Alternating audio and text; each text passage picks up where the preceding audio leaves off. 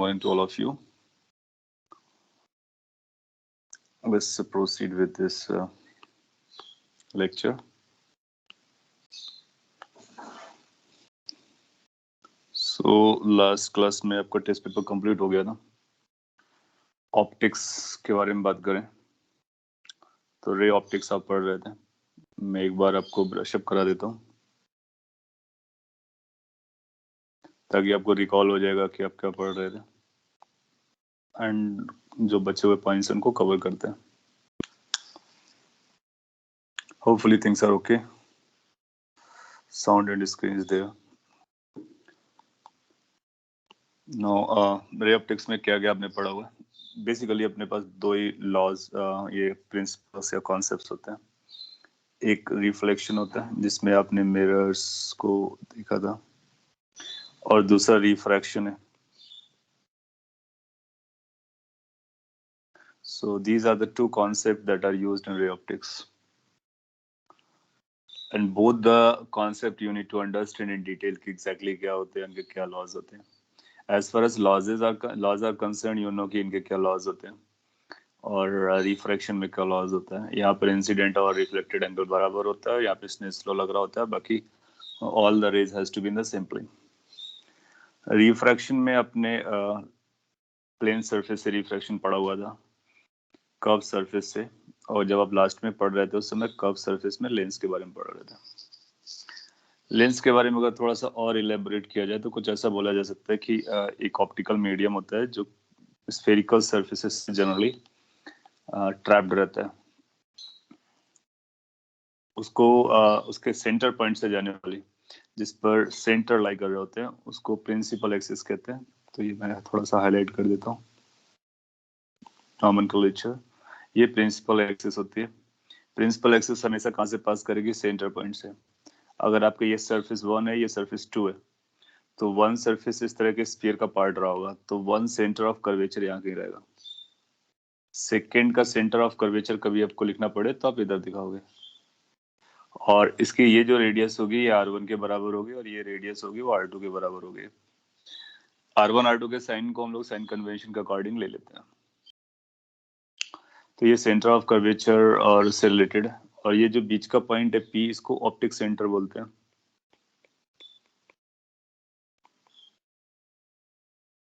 सो central point होता है.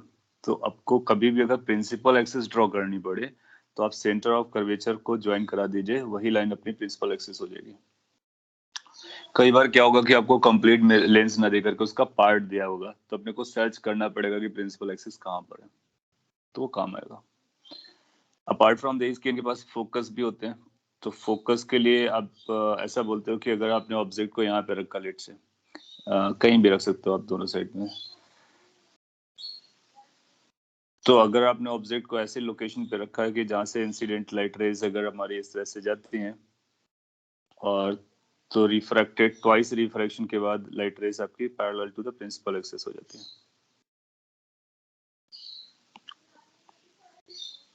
इसका मतलब है the image is going to be formed at infinity. तो ऐसे पॉइंट को हम लोग बोलते हैं दिस इज फोकस पॉइंट और फोकस पॉइंट. ना यहाँ पर कई बार टर्मिनोलॉजी होती है फर्स्ट फोकस, सेकंड फोकस. तो अगर आपने ऑब्जेक्ट यहाँ पे रखा है और इमेज इनफाइनाइट पे बन रहे हैं जस्ट लाइक दिस, तो इसको बोलेंगे दिस इज योर फोकस 1 और फॉर्मली इसको फर्स्ट फोकस के नाम से जाना जाता है. जनरली ऐसे टर्म्स यूज नहीं करेगा, बट अगर कभी स्पेसिफिकली इक्वेशन में यूज किया कि how many focus are there, foci are there, तो आप बोलोगे 2 होते हैं. फिर आपसे बोलेगा फर्स्ट फोकस कौन सा होता है, सेकंड फोकस कौन सा होता है, तो हम बोलेंगे first focus is that point on the principal axis, that point on the principal axis on which if the object is placed image formed at infinity. तो इस तरह से उसको लैंग्वेज में लिख दोगे. तो मैं अब यहाँ पर लैंग्वेज लिख देता हूँ, आपको हेल्प करेगा, याद रखने में आसानी रहेगी, और इसी से फिर आप सेकंड फोकस भी समझ पाएंगे. It is a point on principal axis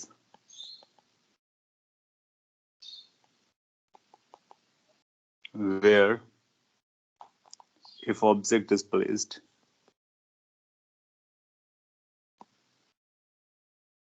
then its image is formed at infinity.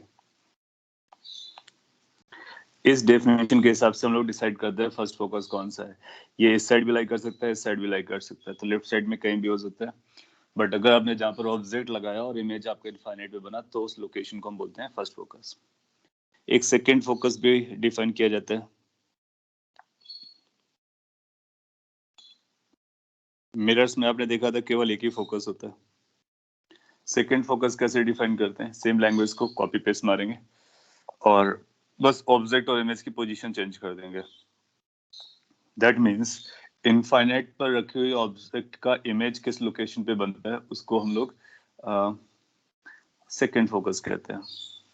सो अगर इसको लिखना होगा तो आप ऐसा लिख सकते हो, it is location of image on principal axis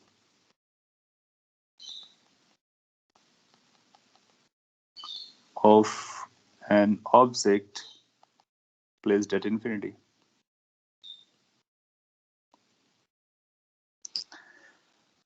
So, दोनों को डिफरेंशिएट करना कभी अगर वो हाईलाइट करता है तो आप इस तरह से हाईलाइट कर सकते हो. उसको ड्रॉ करने के लिए आप लाइट रेज को रिवर्स कर दीजिए, इनफाइनाइट से लाइट रेज को लेके आइए, आप देखोगे वो इसी पॉइंट पर कन्वर्ज कर रहे होंगे. तो अगर ऐसा होगा तो इसको हम नाम F2 दे देंगे.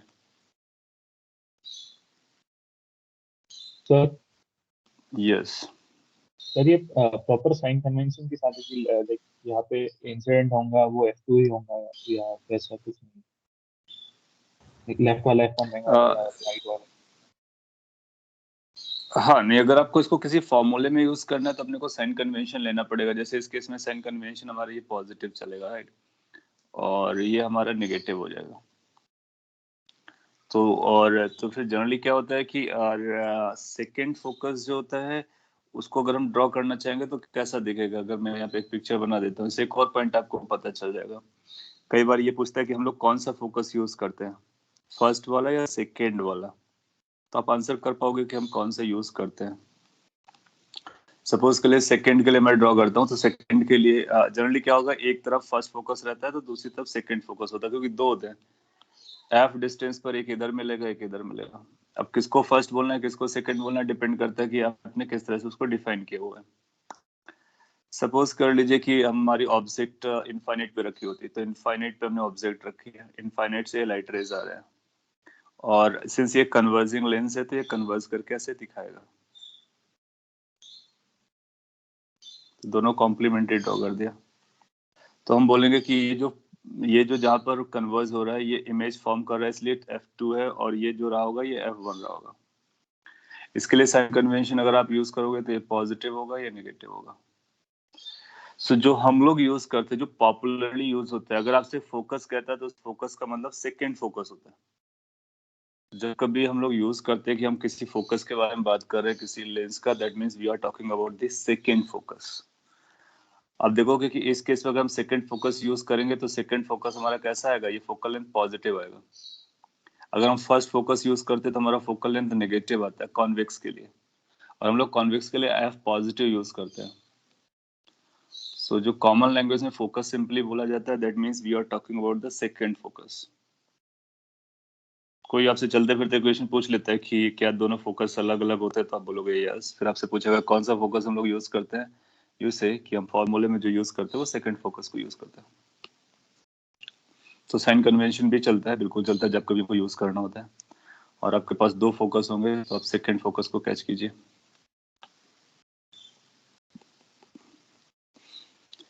एक छोटा सा नॉमेनक्लेचर था जो मैंने एलाबोरेट कर दिया. बाकी आपने इसका लेंस का फॉर्मूला भी पढ़ रखा है, मैग्निफिकेशन भी पढ़ रखा है, कर्व सरफेस से रिफ्रैक्शन भी पढ़ रखा है, और फाइनली लेंस के बारे में जो आपको पता चला था, अगर उसको मैं और भी आगे ले जाऊं तो कुछ ये था फॉर्मूला वाइज. लेंस फॉर्मूला कुछ ऐसा आता है, 1/v minus 1/u is equal to 1/f, and then you write it like कि 1/f इज मेकर्स फॉर्मूला होता है जिसकी वैल्यू आती है relative mu minus 1/r1 minus 1/r2. ये रिलेटिव म्यू होता है. एयर होगा तो एयर के रिस्पेक्ट में जो भी है वही रहेगा, और कोई और मीडियम होगा तो उसके रिस्पेक्ट में रहता है. और R1 R2 के बारे में आप जानते हो। फिर आपने एक मैग्निफिकेशन का फॉर्मूला लर्न किया था जो कि V/U के बराबर आता है। तो ये 3 फॉर्मूलाज हमारे लिए बहुत इंपॉर्टेंट है लेंस को सॉल्व करने के लिए। और ये कैसा लेंस होगा? हमारा थिन लेंस होगा। दैट मीन्स ये फॉर्मूले की वैलिडिटी आपने देखा था, इसको जब मैं प्रूफ किया था, तो थिन लेंस के लिए ट्रू होता है। Previous slide, here it is, you can see it.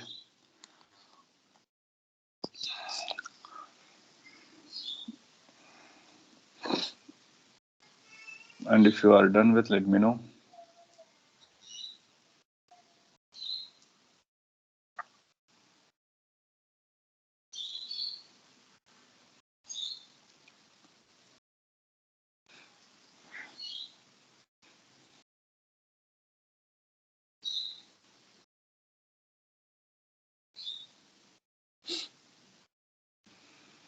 हो गया होगा। और सिंपल सी डेफिनेशन है, बस उनको याद रखना।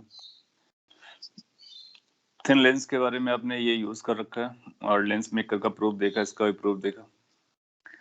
हाँ, और आपने ये भी देखा कि हमारे पास कॉन्वेक्स, कॉनकेव, प्लेनो कॉनकेव और कॉन्वेक्सो कॉनकेव कैसे भी लेंस हो सकते हैं। और ये फॉर्मूला लेंस मेकर का हर तरह के केस पे वैलिड होने वाला, हर तरह के केस पे वैलिड होने वाला है। और मैं एग्जांपल करा देता हूँ ताकि आप थोड़े से वार्म अप हो जाएंगे और फिर हम आपको कुछ और भी पॉइंट्स बताएंगे। So let's pick an example. कोई आपको बोलता है कि आपके पास एक लेंस है और वो लेंस मैं आपको बना के दे रहा हूँ, and we are using this lens to form image.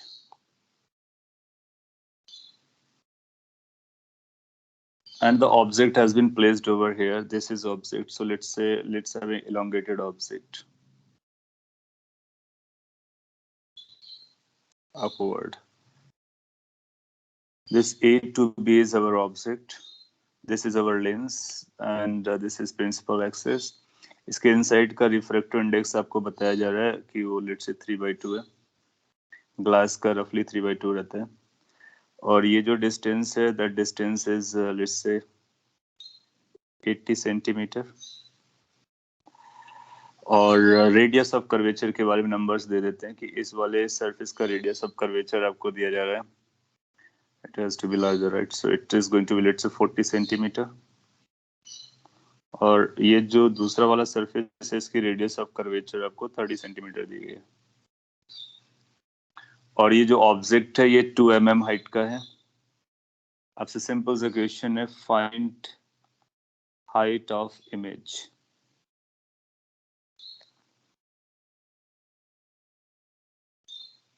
तो जो इसकी इमेज फॉर्म होने वाली है उसकी हाइट बतानी है। आपको इसमें कई सारे कैलकुलेशंस करने पड़ेंगे, आप केयरफुली एक एक करके कीजिए। पहले आप इसका फोकल लेंथ निकालेंगे लेंस मेकर फॉर्मूले से, फिर आप इसको यूज करके पोजीशन ऑफ इमेज निकालेंगे, फिर मैग्निफिकेशन के यूज करके एम निकालेंगे and then height of image निकालेगी। So that means all three formulas has to be applied carefully. Outside is air, so nothing is outside, that means air is outside. I'm waiting for a minute. Everybody should try and get an answer.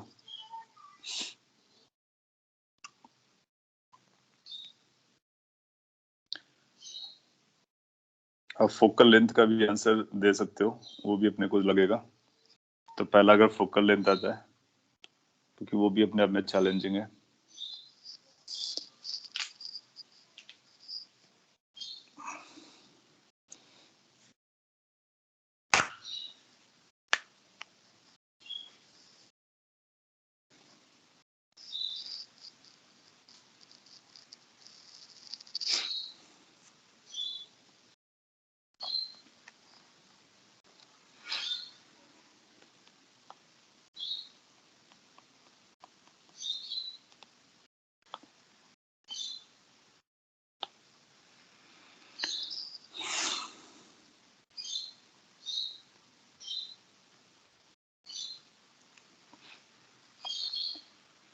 F की value -240 बताई जा रही है। हाँ, तो अगर आपका F गलत हो जाएगा तो आगे की स्टोरी गलत हो जाएगी, नो डाउट। मेरे को नहीं एग्जैक्टली पता, हम लोग अभी कैलकुलेट करेंगे, इसलिए मैंने एफ मांग लिया था। चलिए मैं पैरेलली सॉल्व भी कर रहा हूँ और आप वेरीफाई करते रहना। 3 mm एक फाइनल आंसर भी आ रहा है। सो ये ऑब्जेक्ट है, लाइट रेज इंसिडेंट इस तरह से रहेंगे, तो पॉजिटिव डायरेक्शन ये होगी, नेगेटिव डायरेक्शन ये होगी, अपवर्ड की ये पॉजिटिव रहेगी, डाउनवर्ड की नेगेटिव रहेगी, तो हमारा साइन कन्वेंशन चलेगा। पहला फोकल लेंथ निकालना है, तो लेंस मेकर फॉर्मूले पे जाएंगे। लेंस मेकर फॉर्मूला लगेगा 1/f is equal to mu minus 1 1/r1 minus 1/r2। Based on the incident light ray we decide कि कौन सा फर्स्ट है कौन सा सेकेंड है। तो जिस पे लाइट रे फर्स्ट पहली बार स्ट्राइक करती है वो फर्स्ट सरफेस होता है, दूसरा वाला दूसरा सरफेस होता है। सो इसको कैलकुलेट करने के लिए जस्ट वैल्यू रखना है, ये 3/2 है, -1 है और 1/r1। 1/r1, r1 means first surface, ये वाला सरफेस। इसका सेंटर ऑफ कर्वेचर यहाँ पर होगा, नेगेटिव साइड पर होगा। So r1 must be written as negative, so it's going to be -40 minus 1/r2। R2 का भी सेंटर ऑफ कर्वेचर इसी साइड पर है, नेगेटिव टेरिटरी पर जाएगा, तो ये भी नेगेटिवली लिखा जाएगा, दैट मीन्स -30। सो दोनों को अपने को नेगेटिवली ट्रीट करना है। जब आप इसको नेगेटिवली ट्रीट करोगे तो फिर ये अपना एक सिंप्लीफाइड नंबर बनाएगा, अल्टीमेटली 1/2 इधर से आ जाएगा और ये बनेगा 1/30 माइनस 1/40। तो लिख देता हूँ 1/30 माइनस 1/40। तो एक तो ये स्टेप है एक्यूरेट कैलकुलेशन करने के लिए, काफी केयरफुल रहना है। 4 और 3 से मल्टीप्लाई करोगे तो 120 हो जाएगा, 2 से मल्टीप्लाई करके 240 हो जाएगा। तो यहाँ से जो फोकल लेंथ आ रहा है वो पॉजिटिव आ रहा है और 240 है सेंटीमीटर। इसका मतलब ये कन्वर्जिंग लेंस जैसा काम करेगा। तो अपने कुछ और याद रखनी है, अगर फोकल लेंथ पॉजिटिव आती है तो कन्वर्जिंग लेंस होता है, इसको भी नोट कर लेने का। A lens is converging if its focal length is positive. If focal length comes out to be negative, then it is known as diverging lens, irrespective of कि वो देखने में कैसा लगता है, कॉनकेव है, कॉन्वेक्स और क्या है। तो ये भी अपना कॉन्सेप्ट चलता है। तो आपसे पूछ सकता था किस तरह का लेंस है, तो हम बोलेंगे कन्वर्जिंग है क्योंकि इसका फोकल लेंथ पॉजिटिव आ रहा है। देन आफ्टर अपने को सेकंड फॉर्मूले पे जाना था, जो कि लेंस फॉर्मूला है 1/v minus 1/u is equal to 1/f। 1/f radius, 1/v अपने को पता करना है, 1/u, u के बारे में पता है, -80 हो जाएगा, is equal to 1/f। f की वैल्यू आपको पता है, एग्जैक्टली जो भी है उसी को रखना है, प्लस होगा तो प्लस, माइनस होगा तो minus. It would lead to 1/v is equal to 1/240 and then plus and then minus, ultimately minus हो जाएगा 1/80। जब आप सिंप्लीफाई करोगे तो 240 को कॉमन डिनोमिनेटर ले सकते थे और ये 1 आ जाएगा, 3 टाइम्स जाएगा। So it's going to be like -2 by this, that is -1/120। So कहाँ पर इमेज बनेगा, -120 सेंटीमीटर पर बनेगा। माइनस का मतलब इसी साइड पर, यहाँ कहीं आने के बाद बनेगा। अब अपराइट बनता है या इरेक्टेड बनता है वो अपने को देखना पड़ेगा। फिर थर्ड फॉर्मूले पे आएंगे, magnification. Magnification is v/u। v is -120, u is -80। After simplification you will get like 4 से डिवाइड हो जाएगा, 10 से भी डिवाइड हो जाएगा, तो ये 3/2 आ जाएगा। So that means it's going to be erect image and it's going to be 1.5 times. So height of image अगर अपने को निकालना है तो हम बोलेंगे 3/2 times height of object. So 3/2 into 2 that is equal to 3 mm. वो 4 ऑप्शन देगा, 2 mm, 3 mm, 4 mm, 5 mm, और करेक्ट ऑप्शन अपने को चूज करना होगा। दैट्स अवर रिस्पॉन्सिबिलिटी और वही अपना पर्पस है। 3 mm अपना राइट आंसर बन जाएगा। अगर ये आंसर आपने निकाल लिया या फिर इसको समझ लिया कि how we are solving it, तो कोई भी क्वेश्चन आएगा, नो मैटर कैसा लेंस बना के देता है, अपने को कोई फर्क नहीं पड़ता है। अपने को बस ये फर्क पड़ता है, are we able to apply this formula, do we able to write this R1 R2 with proper sign. तो पहले उनको आइडेंटिफाई करना होता है डिपेंडिंग अपॉन ऑब्जेक्ट। और वैसे भी ये फर्क नहीं पड़ता, अगर ऑब्जेक्ट ना भी दिया हो तो आप किसी भी एक डायरेक्शन से इंसिडेंट लाइट को लेकर के अकॉर्डिंगली साइन को लेकर के सॉल्व करते हैं, तो फोकल लेंथ निकल के आ जाता है। एक बार फोकल लेंथ आया, बिजनेस एज यूजुअल है। सो यस, कन्वर्जिंग लेंस होगा, तो ये भी नोट कर लो। Converging means focal length positive, diverging means focal length negative. फिर आपसे पूछेगा कि जो कॉन्वेक्स लेंस होता है वो कैसा होता है, कन्वर्जिंग होता है या फिर डाइवर्जिंग होता है। तो मैं आपसे एक क्वेश्चन पूछ लेता हूँ, एक स्टेटमेंट देकर के आपको ये बताना है कि वो स्टेटमेंट करेक्ट है या इनकरेक्ट है, based on your previous knowledge, फिर हम उसको जज करेंगे। ये कॉपी कर लिया होगा आपने। सो काइंड ऑफ एक क्वेश्चन है आपके लिए और स्टेटमेंट है, बेसिकली आपको ट्रू और फॉल्स बताना है। A convex lens is always a converging lens.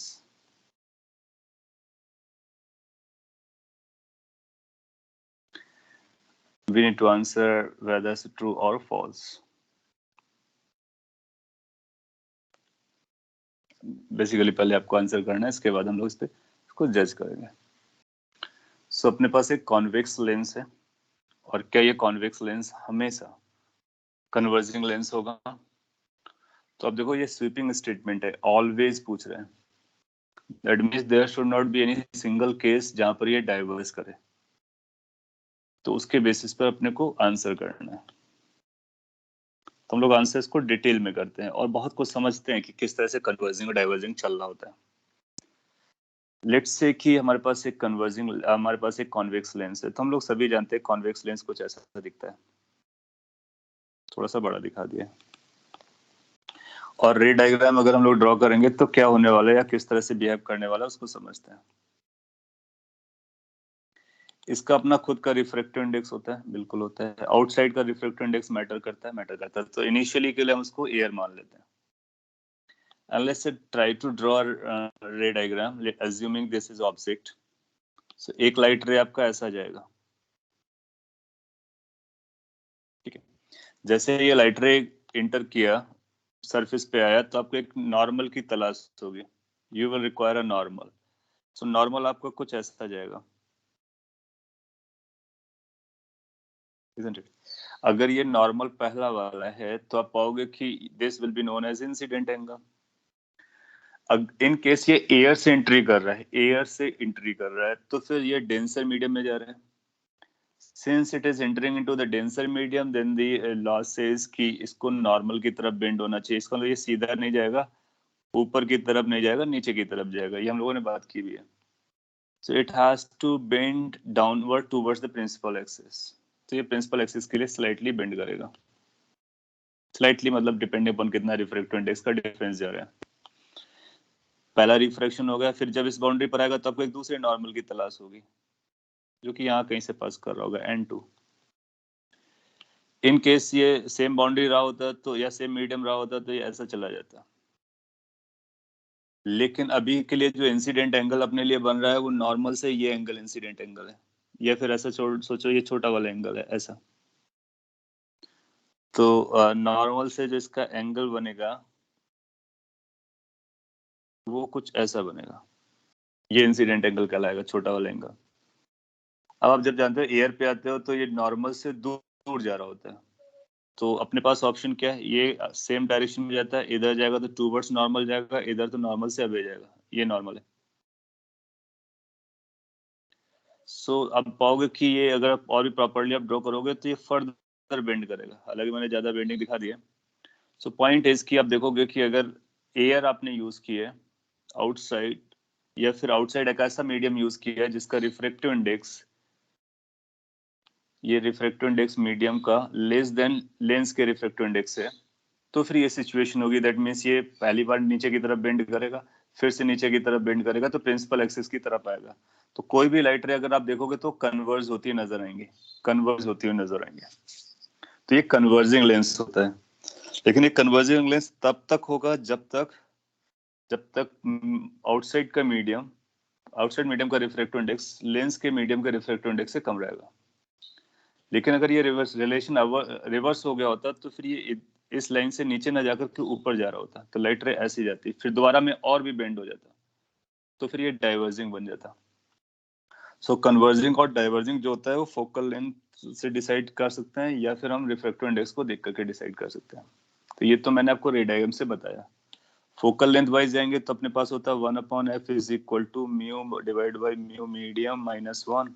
You remember this formula, 1/r1 minus 1/r2। Converging lens है तो ये नंबर पॉजिटिव आएगा। क्यों पॉजिटिव आएगा? क्योंकि जो पहला सरफेस होगा वो पॉजिटिव रेडियस रखेगा, दूसरा सरफेस जो होगा वो नेगेटिव रेडियस रखेगा, तो ये नंबर पॉजिटिव आना डेफिनेट है। मोर ओवर अगर ये पॉजिटिव हुआ तो कन्वर्जिंग होगा, ये नेगेटिव हुआ तो डाइवर्जिंग होगा। तो इसके साइन से हम लोग देख लेते हैं। अगर म्यू की वैल्यू म्यू एम से बड़ी है,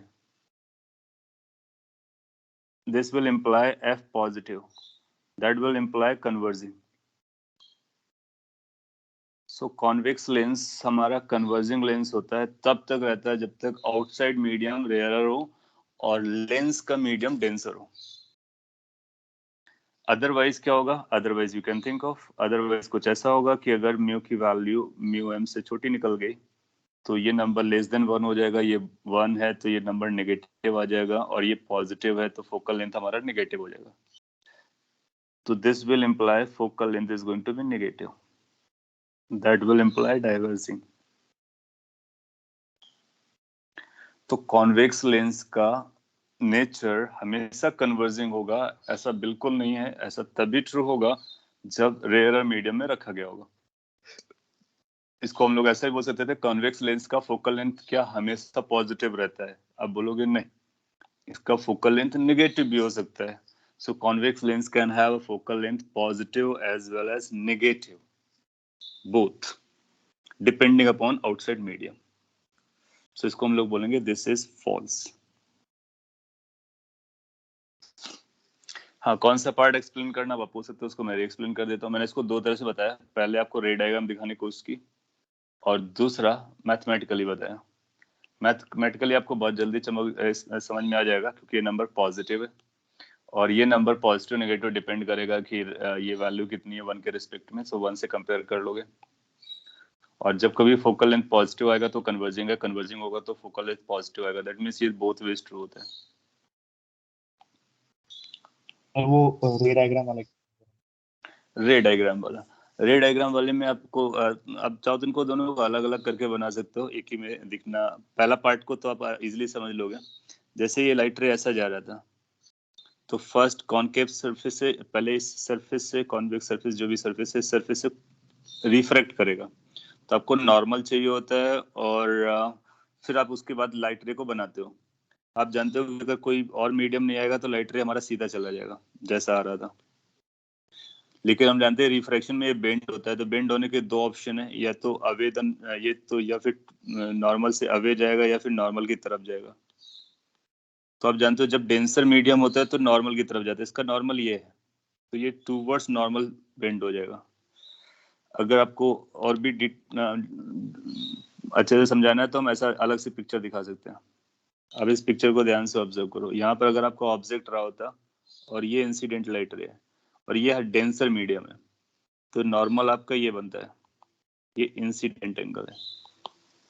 अगर ये इंसिडेंट एंगल है तो फिर ये लाइट रे किस तरह से जाएगी? क्या ये नॉर्मल की तरफ इधर बेंड कर जाएगा? यस। तो ये कन्वर्जिंग शो करता है जब हम डेंसर मीडियम पे जाते हैं। सो कभी भी हम रेयर मीडियम से डेंसर मीडियम में जाएंगे तो लाइट रे जो है डेंसर मीडियम की तरफ बेंड हो जाती है, नॉर्मल की तरफ बेंड हो जाती है बेसिकली। तो ये फर्स्ट बेंडिंग थी। सेकेंड टाइम जब आप दूसरे वाले सरफेस को वॉच करोगे ना तो सेकेंड सरफेस में ये फर्दर डाउन साइड बेंड होगी। आप लॉज ऑफ रिफ्रैक्शन लगा करके इसको वेरीफाई कर सकते हो। फर्दर इधर बेंड होगी तो दो बार इसका रिफ्रैक्शन हुआ, दोनों बार कन्वर्जिंग नेचर शो किया है। और जनरली हम लोग क्या करते हैं, ऐसा दिखा देते हैं ये लाइट रे है, ये इधर कन्वर्ज कर गई, ये लाइट रे है, इधर कन्वर्ज कर गई। तो ये जो कन्वर्जेंस हुआ है वो दो बार हुआ है दोनों रिफ्रैक्शन में। और यही डाइवर्जेंस में कन्वर्ट हो जाएगा अगर हमारा बाहर का मीडियम डेंसर हो जाए तो फिर ये लाइट रे इधर ना जाकर के लाइट रे ऊपर की तरफ जाती है, फिर ये दूसरे वाले सरफेस में जाकर के और भी ऊपर जाती है। मैं बेंडिंग बहुत ज्यादा दिखा रहा हूँ लेकिन आप देखोगे स्लाइड भी बेंड करेगी तो डाइवर्जिंग बताएगा वो। इस रे डायग्राम को आप अलग से प्लॉट करके भी देख सकते हो, बाद में उसको मैथमेटिकली जस्टिफाई कर सकते हैं। तो ऐसा क्वेश्चन आपको स्टेटमेंट के फॉर्म में दे सकता है, फोकल लेंथ क्या हमेशा पॉजिटिव रहती है कन्वर्जेंस कॉन्वेक्स लेंस की? तो आप बोलोगे नहीं। क्या कन्वर्जेंस लेंस की फोकल लेंथ हमेशा पॉजिटिव रहती है? यस।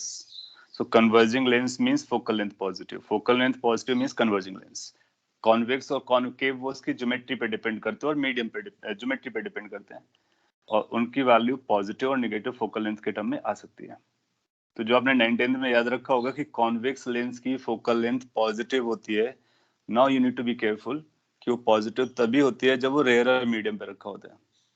जैसे कि मैं आपको एक क्वेश्चन देता हूँ और वो एग्जाम्पल देता हूँ, वो एग्जाम्पल इसको जस्टिफाई भी करेगा और क्वेश्चन आएगा तो आप सॉल्व भी कर ले जाओगे। आपसे ऐसा बोलेगा कि लेट्स से कि आप वाटर के अंदर है,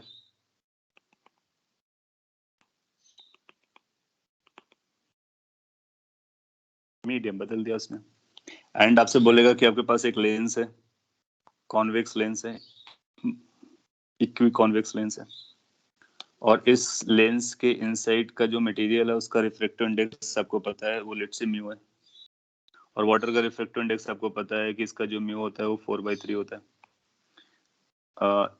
म्यू एम बोल देते हैं वाटर का मीडियम के लिए। तो ऐसे बोलते हैं find focal length of a convex lens of refractive index 3/2 and radius of curvature, radius of each curvature or each surface is let's say 40 centimeter. सो आपके इक्वेशन ऐसा एग्जाम में भी आ सकता है कि आपको रिफ्रैक्टिव इंडेक्स दे दिया गया है लेंस का, उसका रेडियस ऑफ कर्वेचर दोनों सरफेसेस का दे दिया गया, यानी इक्वी कॉन्वेक्स है और वाटर के अंदर प्लेस्ड है या किसी और मीडियम के अंदर प्लेस्ड है, तो बताइए इसका फोकल लेंथ कितना होगा। एक बार फोकल लेंथ निकल के आएगा तो यहाँ पर हम ऑब्जेक्ट रख करके उसकी इमेज भी बना सकते हैं, कोई बड़ी बात नहीं होगी। सो इसको सॉल्व करेंगे।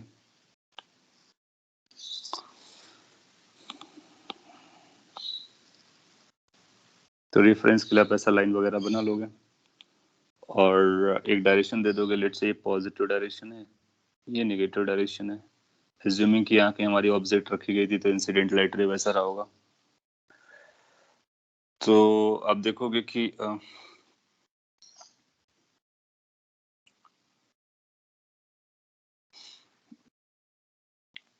इस केस में इसकी जो वैल्यू आने वाली है तो आप लिखोगे 1/f is equal to mu divide by mu of medium minus 1/r1 minus 1/r2। So mu अपने को 3/2 दिया गया और ये 4/3 है -1, और 1/r करोगे तो 40 और -40 आ जाएगा, बेसिकली 2/80 हो जाएगा। तो इसको जब आप सिंप्लीफाई करोगे तो आपको एक नंबर मिल जाएगा 3/2, और इसको सिंप्लीफाई कर सकते थे हम लोग, क्या बोलेंगे 9/8। ओके, तो 9/8 है, इसका लो 1 से बड़ा रहा है तो अभी भी पॉजिटिव रहेगा। लेकिन आपको एटलीस्ट इतना जरूर समझ में आ रहा होगा कि अगर ये नंबर हमारा 1 से छोटा हो जाता, लेट्स से कि हम इसकी वैल्यू बढ़ा देते या फिर इसकी वैल्यू को कम कर देते रिफ्रैक्टिव इंडेक्स की, सो ये नेगेटिव भी आ सकता है। सो पॉइंट इज कि वो नेगेटिव भी आ सकता है। एनीवे, इस केस के लिए आपका जो आंसर बन जा रहा है वो 1/8 इंटू 1/20। सो एफ की वैल्यू कितना आ जा रहा है 160 सेंटीमीटर, पॉजिटिव आ रहा है। इसका मतलब कैसा रहेगा, कन्वर्जिंग रहेगा। तो अलग अलग मीडियम में रख करके आपसे पूछ सकता है कि क्या कन्वर्जिंग रहेगा, डाइवर्जिंग रहेगा, कैसा रहेगा। सो हमको बोलने से पहले फोकल लेंथ को निकालना है, पॉजिटिव आ रहा है तो कन्वर्जिंग, नेगेटिव आ रहा है तो डाइवर्जिंग बोलेंगे। और अगर इसको आप एयर पे कैलकुलेट करोगे तो एक अलग फोकल लेंथ आएगी, मीडियम पर अलग फोकल लेंथ आएगी, और रिलेशन कैसा होता है लेंस मेकर फॉर्मूले से पता चलता है। सिमिलरली कॉनकेव होगा तो उसके लिए भी हम लोग फोकल लेंथ निकाल करके ही बात करते हैं कि वो कन्वर्जिंग है या फिर डाइवर्जिंग है, वो भी मीडियम के हिसाब से बदल सकता है। या फिर कोई और भी लेंस हो जैसा कि यहाँ पर हम लोगों ने लिया है तो उसको भी हम फोकल लेंथ को निकालेंगे और फिर बताएंगे। सो एक ये भी पॉइंट था कि हम कन्वर्जिंग, डाइवर्जिंग, कॉन्वेक्स, कॉनकेव इनमें डिफरेंस समझते हैं। तो कॉनकेव और कॉन्वेक्स जो नेचर होता है वो ज्योमेट्री से आता है, दिखता कैसे है आपको, और कन्वर्जिंग, डाइवर्जिंग फोकल लेंथ से पता चलता है, ये आप याद रख सकते हो। In case you are able to understand this तो हम लोग आगे बढ़ जाते हैं और भी लेंस में कुछ एस्पेक्ट्स को देख सकते हैं।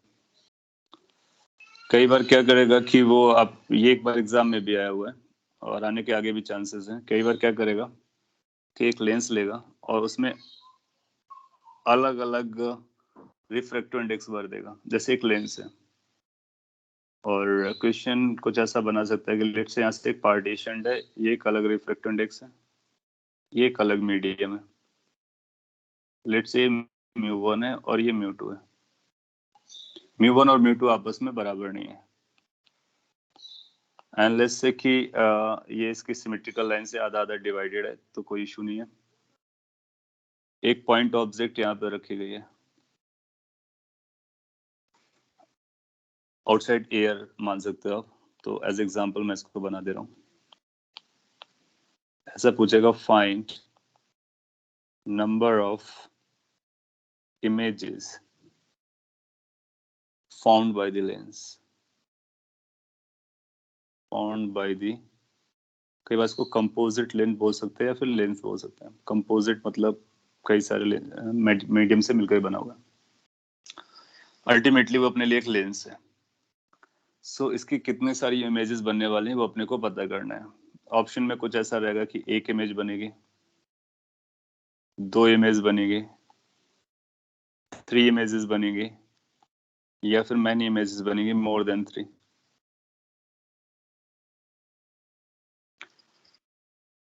सो अगर आप सब चीजों को अभी जितना पढ़ा है उसको लिंक करते हो तो जरूर आंसर दे दोगे।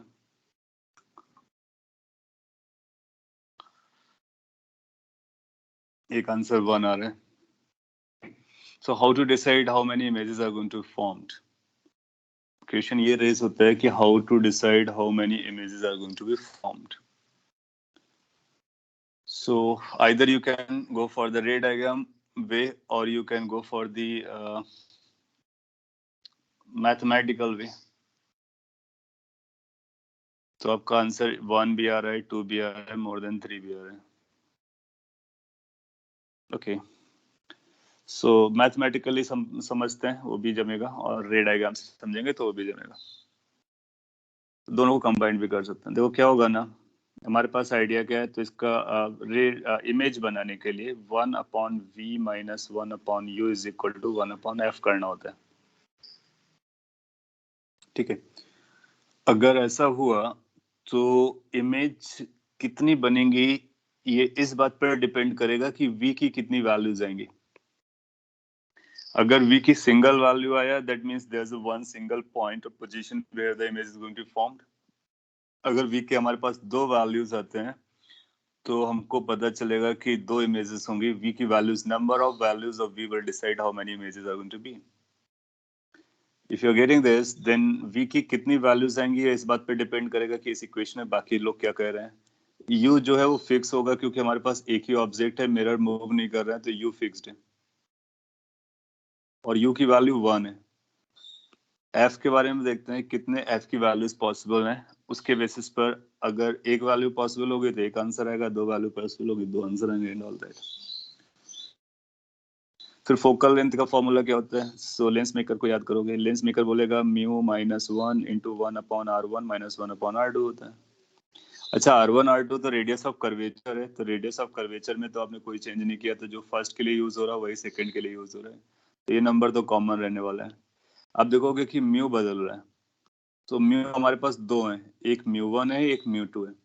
इसका मतलब है कि यहाँ से जाने वाली लाइट रेज एक पॉइंट पर कन्वर्ज करेंगे, यहाँ से जाने वाली लाइट रेज एक पॉइंट पर कन्वर्ज करेंगे। So this will behave like one lens, this will behave like another lens. So basically ये हमको 2 लेंस जैसा नजर आ रहा है, तो अपने पास एक f1 आएगा और एक f2 आएगा, और इनको जब अभी आप रखोगे सो इनके करस्पॉन्डिंगली आपको एक v1 मिलेगा और एक v2 मिलेगा। देन यू विल फाइंड कि v1 v2 बराबर नहीं होंगे। क्यों? क्योंकि f1 f2 इक्वल नहीं है। क्यों? क्योंकि μ1 μ2 इक्वल नहीं है। So v1 and v2 has to be different points. इसका मतलब हमको 2 वैल्यूज मिलने वाली हैं और 2 हमारे लिए आंसर बनने वाले हैं। सो हम करेक्ट आंसर मार्क करेंगे कि हमारे लिए 2 इमेजेस बनेंगी। और कैसे समझ सकते हैं? जैसे कि हम लोगों ने मिरर में देखा था, मिरर का कितना भी पोर्शन हो क्या मैटर करता है, इमेज तो एक ही लोकेशन पे बनती है। तो ये जितना लेंस है ना, जो भी लाइट रेज यहाँ से जाएंगी वो सब रिफ्लेक्ट होकर के एक पॉइंट पर इमेज बना रही होंगी। एक इमेज आपको यहाँ से मिलेगा, जो भी लाइट रेस इस वाले से स्ट्राइक होकर रिफ्रैक्ट हो रहे होंगे उनका अपना अलग कन्वर्जन चल रहा होगा डिपेंडिंग अपॉन उसकी वैल्यू, तो I2 बन रहे होंगे। So upside वाला portion will be behaving like one lens, downside वाला portion is going to behave like another lens with different focal lengths, hence two answers or two images. Sir, Yes. so what will happen at the point where the lines from both the lenses, like both the parts converge? Where, okay, you want to say कि light going into the two medium? No, no, sir. Though in the ray diagram where those four lines converge, what will happen at that point? Or one Oh. ray from the upper lens and one ray from the lower lens? Okay. Got it. बिल्कुल आपने सही point पकड़ा है। देखो क्या होता है ना, इमेज क्या होता है, अभी ये एक फंडामेंटल क्वेश्चन को और रेस कर रहा है कि जो हम लोग अभी तक पढ़ रहे हैं, अभी तक हम लोग और भी बहुत बेसिक पे नहीं गए। मैंने आपको ये बोला था कि image is the point of intersection of two rays, पकड़ लेते तो हो जाता है। और ये सही बात है कि कोई भी दो लाइट रेस अगर मिलती हैं हमको रिफ्रेक्टेड और जहां भी इंटरसेक्ट करती हैं वो एक इमेज बनती है। तो उस पॉइंट ऑफ व्यू से आप जाओगे तो अपने को इनफाइनाइट इमेजेस मिलेंगी, इनफाइनाइट इमेजेस मिलेंगी। और इनफैक्ट हमको जब भी मिरर होता है तो एक ऑब्जेक्ट की हमको इनफाइनाइट इमेजेस हमेशा मिलती हैं, it is always the case. लेकिन क्या होता है ना कि इमेज हम प्रैक्टिकली जब देखते हैं तो हमको जो आउटस्टैंडिंग इमेज नजर आती है, दैट मीन्स जिसकी इंटेंसिटी या ब्राइटनेस इतनी सिग्निफिकेंट होती है जिसको हम आइडेंटिफाई कर पाते हैं, उसको हम लोग इमेज कहते हैं। तो इससे पहले जहां भी हम लोग इमेज फॉर्मेशन किया करते थे उन सभी का आंसर हमारा इनफाइनाइट रहेगा। क्यों, इवन सिंगल मटेरियल में भी इनफाइनाइट होगा, उसके पीछे क्या लॉजिक है वो हम लोग बता सकते हैं, आगे भी डिस्कस कर लेंगे। और एटलीस्ट यहाँ पर आपको तो दिख ही रहा होगा कि हमारे पास बहुत सारे पॉइंट ऑफ इंटरसेक्शन मिलने वाले हैं। लेकिन अपने को फिर ये देखना होता है कि कौन से ऐसे पॉइंट हैं जहां पर ज्यादा से ज्यादा, यानी I mean like it's not like कि वन और two lines are intersecting, rays are intersecting, it's like there is a chunk of beam of rays are meeting together, तो उन पॉइंट्स को अपने को कैच करना होता है और उसकी ब्राइटनेस सिग्निफिकेंट होगी जिसको हम देख सकते हैं। अब आप देखोगे कि इतने वाले पोर्शन को अगर ध्यान से ऑब्जर्व करो, इससे कितनी लाइट रेज पास कर सकती हैं, बहुत सारी लाइट रेज पास कर सकती हैं। और ये जो बहुत सारी लाइट रेज हैं वो सबकी सब इस पॉइंट पे डेफिनेटली मिल रही होंगी, I2 बना रही होंगी डेफिनेटली। तो I2 की ब्राइटनेस जो होगी ना बाकी इंटरसेक्टिंग पॉइंट से काफी ज्यादा होगी। सिमिलरली इतने पोर्शन से जो लाइट रेज जा रही होंगी सबकी सब I1 पे मिल रही होंगी, तो ये आउटस्टैंडिंग दो स्पॉट्स मिलेंगे, ब्राइट स्पॉट मिलेंगे। इसके अलावा आप पाओगे कि इनफाइनेटली मैनी इंटरसेक्टिंग पॉइंट्स मिल रहे होंगे, लेकिन सब अलग अलग मिल रहे होंगे, सब डिफरेंट लोकेशंस पर होंगे। तो उनकी ब्राइटनेस जो होगी वो बेसिकली किसी एक पॉइंट को हाईलाइट नहीं कर रहे होंगे, बल्कि वो पूरे स्पेस को ऐसा लग रहा होगा कि ये पूरा स्पेस जो है वो थोड़ा सा इल्यूमिनेटेड टाइप का हो गया, हर पॉइंट की ब्राइटनेस बढ़ गई है क्योंकि almost every point you will find intersection point is present. So these are two distinguishable images. तो कई बार थ्योरेटिकली ऐसा पूछ सकता है, अगर उसकी इंटेंशन ये जाएगी तो आप बोलोगे कि yes there will be infinitely many intersection points and all will be the images, but these images are not of significant brightness, hence we will not consider them as images and we will consider only these two as a bright images. तो ये भी एक नया point है और इसको भी अपने कंसर्न में रखने का। तो जब नंबर ऑफ इमेजेस पूछेगा इसका मतलब हम ब्राइट, जब भी हम इमेज का नाम लेंगे जब इसका मतलब हम ब्राइट बनने वाली इमेजेस की बात कर रहे होंगे। और अगर वो कॉन्सेप्ट को लेकर के आता है, बोलता है कि हर दो इंटरसेक्शन पॉइंट को एक इमेज कहते हैं, तो बताइए कि कितने इंटरसेक्शन पॉइंट्स होंगे या उस तरह से कितनी इमेजेस बनेंगी, तो फिर हम इनफाइनाइट आंसर दे देंगे। और प्रैक्टिकली कितने बनेंगी, दो डिस्टिंग्विशेबल होंगे जिनको आप देख करके बता सकते हो कि एक ये इमेज है एक दूसरा ये इमेज है। तो ये आपका क्वेश्चन बहुत सही राइज हुआ कि इनफाइनाइटली उस वजह से बनेंगे, तो मैंने आपको जस्टिफाई किया कि आपको क्या देखना है, ब्राइटर वन को देखना है।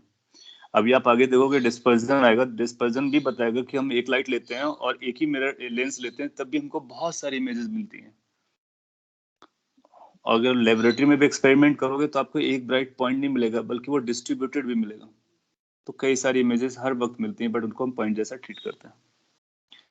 आपने लिखा है अगर ऐसा क्वेश्चन रहा कि U increases linearly down then how will we find number of images? वो फिर एक अलग कहानी हो जाएगी. पहले तो अपने को ये समझना कि यू हमारे लिए ऑब्जेक्ट फिक्स्ड है, लेंस फिक्स्ड है, और कितनी ही इमेजेस बन रही वो निकालना है. अगर ये हम समझ गए तो बाकी रिलेट करना हमारे लिए आसान होगा. फिर क्या होगा कि अब ऐसा बोलेगा कि अगर यू चल रहा है, अगर यू चेंज हो रहा है, तो आप देखोगे जब यू चेंज होगा, लेकिन फोकल लेंथ तो हमारे पास उतनी ही रहेंगी. तो जिस इंस्टेंट पर जो भी यू होगा, उस इंस्टेंट पर नंबर ऑफ इमेजेस यही रहेंगी. So number of images will be decided by the number of focal lengths available. You आप change करोगे, locations change होंगी, but number of images will not change. Sir, Yes. that was mu. If mu increases, the image down. That's convex अच्छा, lens. mu increases. Okay, अगर mu increase करता है, decrease करता है, तो उससे हमारे focal length की value change करेगी. अपने को क्या देखना है? अपने को ये देखना है how many number of focal lengths are available. Now, अगर फोकल लेंथ की वैल्यू चेंज करती है या फिर u की वैल्यू चेंज करती है, उससे हमारे v की लोकेशन बदलेगी. जबकि हमारा कंसर्न यहाँ पर क्या है? हमारा कंसर्न है how many number of values of v is having. तो number of value of v इस बात पर डिपेंड करेगा f कितनी नंबर ऑफ वैल्यूज रखता है, ना कि उसकी वैल्यू क्या है. Value will depend on mu, but number of value will depend how many different mus are there. Are you getting my point? सो नंबर डिसाइड करने के लिए अपने को बस ये देखना है कितने रिफ्रैक्टिव इंडिसेस हैं. जितने भी रिफ्रैक्टिव इंडिसेस होंगे उतनी नंबर ऑफ इमेजेस बोलना है. That's done. So final conclusion, जितने भी number of refractive indexes are involved, that number of images are going to be formed, because every refractive index will behave like a different focal length and different answer of v will be coming. आपने लिखा है will the images again act as object? Yes, they can do. हाँ, इसके बाद एक दूसरा aspect ये भी है कि अभी हमको इनफाइनेटली मैनी पॉइंट्स मिले ना, वो सारी इमेजेस फिर से ऑब्जेक्ट जैसा काम करेंगे, तो फिर से इमेज बनाएंगे, तो सेकेंड ऑर्डर रिफ्रैक्शन चलेगा, सब कुछ चलेगा. तो इस तरह से आप देखोगे बहुत सारी इमेज आएगी थ्योरेटिकली. बट जब कभी ऐसा पूछेगा तो अपने को कहाँ पे रिस्ट्रिक्ट करना है? एक बार रिफ्रैक्शन पे रिस्ट्रिक्ट करना है, और ब्राइटेस्ट और ब्राइटर वंस को कंसीडर करना है. ब्राइटर वंस का मतलब है जिनको स्पॉट किया जाए जहां पर significant number of light rays coincide कर रही हो. वो पता चल जाएगा कि अगर वो कन्वर्स कर रहे हैं तो डाइवर्स कर रहे हैं तो. हाँ sir, the image of u two can be considered as object as. हाँ, बिल्कुल कर सकते हैं. सो वो सेकेंड लेवल का जाता है. आप देखोगे क्या होगा ना कि जब सेकेंड टाइम से रिफ्रैक्शन होगा तो उसकी ब्राइटनेस बहुत कम हो जाएगी. सो ऑलमोस्ट इनडिस्टिंग्विशेबल इमेजेस मिलती हैं. We don't count them.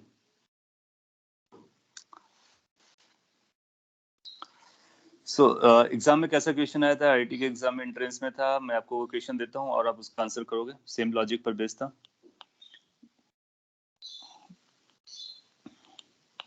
उन्होंने कुछ ऐसा बोला कि अपने पास ये एक लेंस है, एंड ही सेड कि there are partitions like this. एक रिफ्रैक्टिव इंडेक्स यहाँ पर है, एक रिफ्रैक्टिव, इसका नाम म्यू 1 है लेट्स से, इसका नाम म्यू 2 है, और एक रिफ्रैक्टिव इंडेक्स यहाँ पर, इसका नाम म्यू 3 है. और बोला कि अगर इसमें किसी ऑब्जेक्ट को यहाँ पर रख करके इमेजेस बनाई जाए तो नंबर ऑफ इमेजेस बताइए. Find number of images. तो लैंग्वेज में तो देखो इमेजेस का मतलब है कि जहां पर भी लाइट रेज इंटरसेक्ट कर रहे हो. बट अपने को समझना है कि इमेजेस का मतलब जहां पर सिग्निफिकेंट लाइट रेज इंटरसेक्ट कर रहे हो. इसका ऑप्शन भी वही दिए थे, 1 2 3 और मोर देन 3. मोर देन 3 भी ऑप्शन दिया था, या फिर 4 दे सकता है, जो भी देगा. तो क्या यहाँ पर हम आंसर दे पाएंगे? जितना अभी तक हम लोगों ने लर्न किया कि there are 3 different refractive indexes, वो बोलेगा mu 1 mu 2 mu 3 they are different. They are different. तो हम लोग ऐसा बोल सकते हैं कि अगर mu 1 mu 2 mu 3 are different, तो नंबर ऑफ इमेजेस आंसर क्या बोलेंगे? 3 हो जाएगा.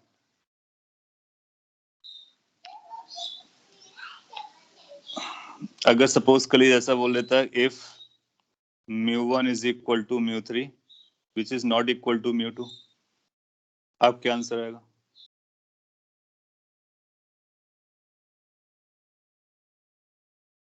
Three significant images. यस, तो सिग्निफिकेंट का मतलब बाद में हम लोग क्या करते हैं, वो सिग्निफिकेंट वर्ड यूज भी नहीं करेगा, तो भी हम मान के चलेंगे वो सिग्निफिकेंट इमेजेस की बात कर रहे हैं। सो इस केस में आंसर हमारा कितना हो जाएगा? इस केस में हमारा आंसर 2 हो जाएगा, 2। गुड। क्यों? क्योंकि अब आपको समझ में आ गया कि अगर ये दोनों सेम मटेरियल के बन गए तो इसकी लाइट रे सेम पॉइंट पर मीट करेंगे। सो जस्ट लाइक मिरर में हम लोग उसको एक्सटेंड कर देते, कम कर लेते थे, उससे कोई फर्क नहीं पड़ता था पोजीशन को लेकर के। तो सिमिलरली अगर कहीं भी रिफ्रैक्टिव इंडेक्स लगा होगा, सेम रेडियस ऑफ कर्वेचर होगा, तो सेम फोकल लेंथ डिलीवर करेगा। तो इस तरह से कई वेरिएशन करके आपसे क्वेश्चन पूछ सकता है। हम बोलेंगे इसका आंसर 2 है और पहले का आंसर 3 था। 3 कब? जब तीनों इक्वल नहीं है। अगर तीनों इक्वल हो जाएंगे तो एक ही इमेज बनेगी, क्योंकि वो सिंगल मटेरियल बन जाएगा। ओके, सो ये आप समझ गए, बड़ी बात है। अब ऐसा कोई वेरिएशन करेगा तो आप उसको पकड़ लोगे, समझ में आएगा कि आपने कितना एक्स्ट्रा डीप में कनेक्ट किया है, वो अगले क्वेश्चन से समझ में आ जाएगा। अगेन मैं क्वेश्चन के फॉर्म में पूछ रहा हूँ। लेट्स से आपके पास एक कॉन्वेक्स लेंस है फिर से, और एक ऑब्जेक्ट है जिसकी इमेजेस के बारे में पता करनी है, कितनी इमेजेस बनने वाली हैं, और इसको आपने 2 पार्ट में डिवाइड कर रखा है। ध्यान से आंसर देना। μ1 और μ2 दोनों अलग है, they are different. Question says find number of images. When we say number of images, we mean images that we can distinguish. Options हैं 1, 2, 3 and many.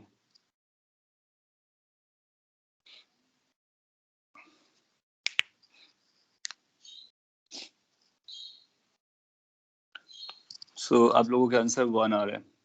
So आपको रे डायग्राम दिखेगा ना तो सब समझता है। आप देखोगे कि अगर आप इसको सॉल्व करने के लिए जाओ, प्रोसीड करोगे, तो रे डायग्राम बनाने की कोशिश करोगे, और देखोगे यहाँ से जो लाइट रे जाएगी, या फिर यहाँ से जाएगी, या फिर कहीं से भी जाएगी, it has to pass through the same way. So that means दोनों मटेरियल्स को मिलके जा रहा है, यानी इसका मतलब इसके लिए जो फोकल लेंथ बनेगा यहाँ पर, यहाँ पर, यहाँ पर, यहाँ पर, सब पॉइंट पर सेम फोकल लेंथ बनेगा। That means it will have only one focal length. Since one focal length है, इसलिए सिंगल इमेज बनेगी। सो वी से कि our answer goes to 1। Single focal length, इसका मतलब ये जो लेंस है इसका सिंगल फोकल लेंथ होगा, जबकि इसके पास 3 फोकल लेंथ थी, अलग अलग थी। So this is how we can say कि कितना इमेजेस बनेगा। yes, carry on. सर ये वाले क्वेश्चन को हम सॉल्व कैसे करेंगे अगर इमेज हाँ, डिफरेंस और ऑब्जेक्ट डिफरेंस? एग्जैक्टली। अब अगला क्वेश्चन ये आएगा कि वो μ1 μ2 देगा, आपसे पूछेगा बताइए कि कहाँ पर इमेज बनेगी, उसका मैग्निफिकेशन क्या होगा, या फिर ऑब्जेक्ट को वेलोसिटी देकर के आपसे पूछेगा कि इमेज की वेलोसिटी क्या जाएगी। तो जितना भी हम लोग लेंस के बारे में जानते हैं वो सारा कुछ कनेक्ट कर सकते हैं। अल्टीमेट कंसर्न वुड बी कि how to get f. Once we get f, answer will be there. तो अभी हम लोग पढ़ेंगे कि इसको कैसे देख सकते हैं। मैं अभी आपको आइडिया भी दे देता हूँ इसको कैसे देख सकते हैं। ये पार्टीशन है ना, तो इसको आप as a combination of 2 lenses देख सकते हो। एक ये लेंस प्लेनो कॉन्वेक्स, और एक ये लेंस। इसकी फोकल लेंथ अलग से कैलकुलेट कर लेंगे, इसकी फोकल लेंथ अलग से कैलकुलेट कर लेंगे। और अभी हम लोग नेक्स्ट में पढ़ने वाले हैं कि जब लेंसेज पास पास रखे होते हैं, कनेक्ट कॉन्टेक्ट में रखे होते हैं, तो क्या फोकल लेंथ आती है। तो उसके लिए फॉर्मूला भी निकलेगा कि 1/f आता है, 1/f1 प्लस 1/f2। आपने पहले भी पढ़ा होगा और ऑब्वियस भी है, और अभी हम लोग प्रूफ भी करने वाले हैं। सो इसको हम दो तरह से इस तरह से डील करेंगे कि this is a combination of 2 plano convex, और उनकी अपनी फोकल लेंथ कैलकुलेट करेंगे। इसका रेडियस ऑफ कर्वेचर इनफाइनाइट होगा, ये आपको पता होगा, ये आपको पता होगा 2, और ये इनफाइनाइट होगा। 5f1 f2 कैलकुलेट करेंगे, फिर दोनों को इक्वेट कर लेंगे इस फॉर्मूले से, तो इफेक्टिव फोकल लेंथ पता चल जाएगी। डन। μ1 μ2 आपको देगा, तो जब इसको निकालेंगे तो μ1 यूज करेंगे, जब इसको सॉल्व करेंगे तो μ2 यूज करेंगे। अभी एग्जांपल भी पिक कर लेंगे। तो इस तरह से f आ गया, एक बार f आ गया तो डायरेक्ट फॉर्मूला लगाएंगे 1/v 1/u is equal to 1/f। वहां से v निकल आएगा, मैग्निफिकेशन निकल आएगा, सब कुछ निकल आएगा। तो अभी इसके बारे में मैं एज ए हेडिंग लिख करके बता देता हूँ कि कॉन्टेक्ट में रखे हुए लेंसेज को हम इफेक्टिव फोकल लेंथ कैसे निकालते हैं। आपने लिखा अगर mu as a function of y होगा तो इनफाइनाइट बनेंगे एज अ फंक्शन। हाँ, बस आप ऐसे रिलेट कर सकते हो कि अगर इस डायरेक्शन में हम लोग जाएंगे और अगर हर एक लोकेशन पे बदल रहे होंगे तो हर एक लोकेशन एक नई इमेज बनाएगा। और अगर हम इस तरह से पार्टीशन कर रहे होते हैं तो कितना भी कर डालें कोई फर्क नहीं पड़ता, इमेज एक ही बनेगी। बिल्कुल बोल सकते हो। सो ये दोनों पॉइंट समझने के बाद next point is thin lenses in contact. Thin lenses in contact. अगर हम कांटेक्ट में लेंसेज को रखते हैं सो इफेक्टिव फोकल लेंथ कितना आता है? सो नो मैटर कितने भी लेंस हम रखें उसको थिन ही एज्यूम करके चलेंगे, और एज पर एज ये एजम्पशन हमारा एक्सेप्टेबल रहेगा तो फोकल लेंथ हम इस तरह से दे सकते हैं कि 1/f नेट फोकल या effective focal length is equal to 1/f1 plus 1/f2 plus 1/f3 and so on. तो ये इफेक्टिव फोकल लेंथ है, where f is effective focal length और equivalent focal length. And what is f1 f2? You can understand कि वो individual lenses की focal length है। जैसे कि अगर अपने पास लेट से कोई ऐसा बोलता है कि हमारे पास एक ये लेंसेज का कॉम्बिनेशन रखा गया है, some sort of this,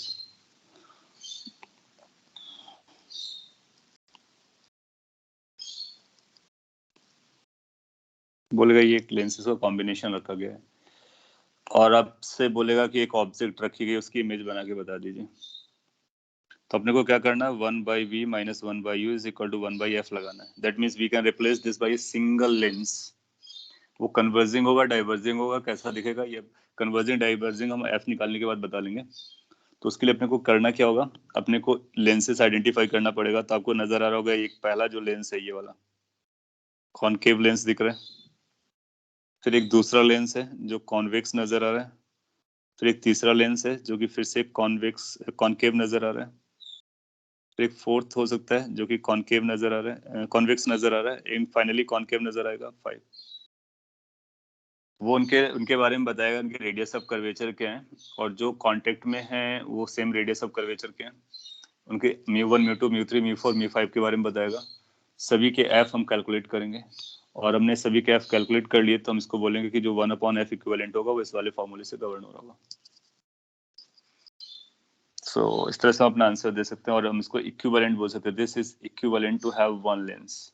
अब वो कौन सा लेंस है वो अपने को बनाना थोड़ा सा मुश्किल है, कुछ ऐसा रहा होगा, कोई भी लेंस आएगा converging diverging whatever it is coming, उसको हम एक सिंगल लेंस से रिप्लेस कर सकते हैं।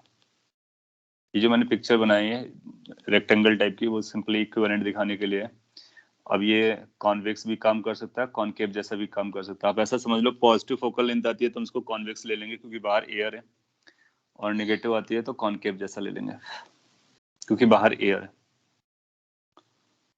सॉल्व हो जाएगा। तो इस तरह का क्वेश्चन भी आप डील कर पाओगे। और ये इसका एक एग्जांपल था कि ये कंपोजिट है, दो लेंसेज से मिलकर के बना हुआ।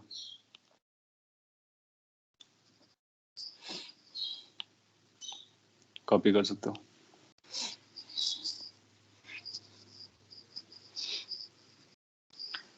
मैं एक क्वेश्चन जरूर देता हूँ, थोड़ी सी प्रैक्टिस हो जाएगी और कंफर्टेबल फील करोगे, फिर आगे बढ़ेंगे।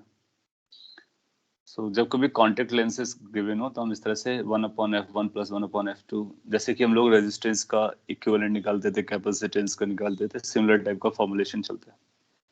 हाँ, अभी ये कंसर्न आ सकता है कि आया कैसे। अगर ये कंसर्न आ रहा है कि ये आया कैसे, तो उसको हम लोग यहाँ पे जरूर प्रूफ कर लेते हैं। तो यहाँ पे मैं प्रूफ करने की कोशिश करता हूँ। आपको क्या करना पड़ेगा, आप 1 by 1 रखो, फर्स्ट को पकड़ो तो हम L1 को लगाएंगे। जब हम L1 पे लगाएंगे तो 1/V1 कहीं ना कहीं इसकी इमेज बन रही होगी, -1/U, U अपने को पता होगा क्योंकि L1 फेस करेगा पहली बार, इज इक्वल टू 1/F1 आएगा। फिर आप L2 पर आओ, जो फर्स्ट की इमेज है वो सेकंड के लिए ऑब्जेक्ट का काम करेगी। More over point of reference या फिर ओरिजिन जिसको हम बोलेंगे वो सेम रहा होगा, तो ये जो होगा ये ऑब्जेक्ट की लोकेशन का काम करेगा।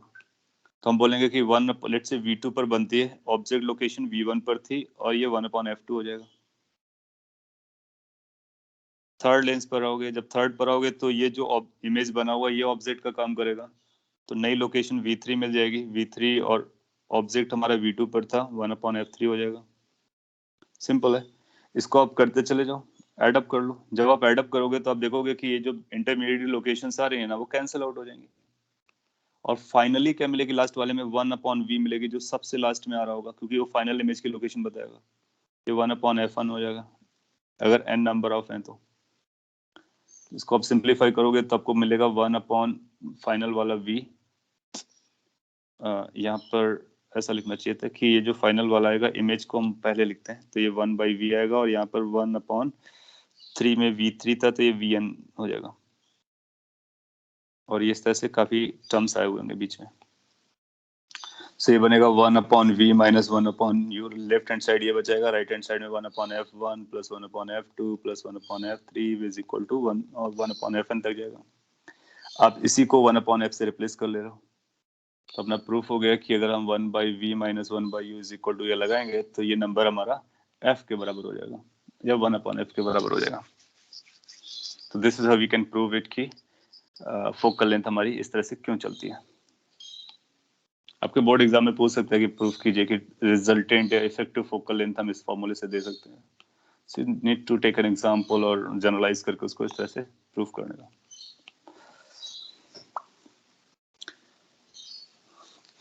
एग्जाम्पल पिक करने को बोला था, तो मैं एग्जाम्पल पिक करता हूँ और आप उसका आंसर करेंगे। आंसर सही आएगा अच्छी बात है, नहीं आएगा तो उसको करेक्ट करेंगे। सिंपली फोकल लेंथ ही कैलकुलेट करा लेते हैं। लेट्स से कि आपसे ऐसा बोलते हैं कि आपके पास एक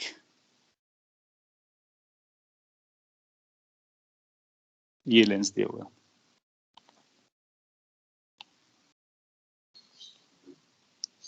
कंबाइंड लेंस है, और इसके अपने को आपको ये बताना है सिंपली कि ये जो लेंस है कन्वर्जिंग है या डाइवर्जिंग है। फाइंड नेचर में अपने को ये पता करना कन्वर्जिंग और diverging.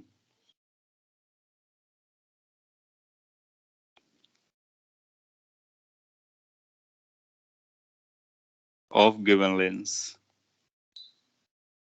Given combination of lens.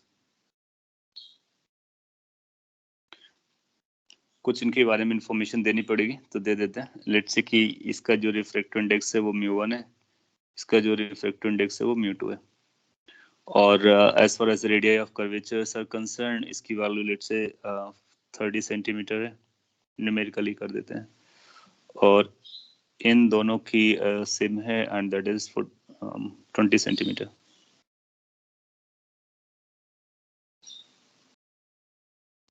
एक बार चेक कर लेते हैं जस्टिफाइड है ना, क्योंकि इसकी रेडियस बड़ी होगी और इसकी छोटी होगी। ठीक है, सो ये आपको समझ में आ रहा होगा। μ1 की वैल्यू बता देते हैं। μ1 is given as let's say 3/2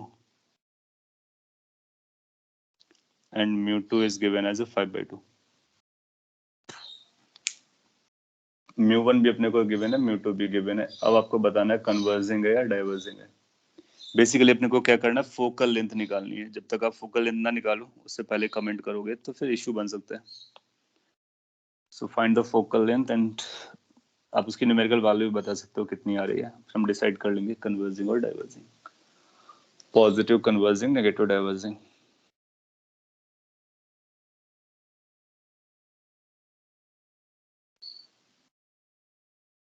so focal length calculate कीजिए।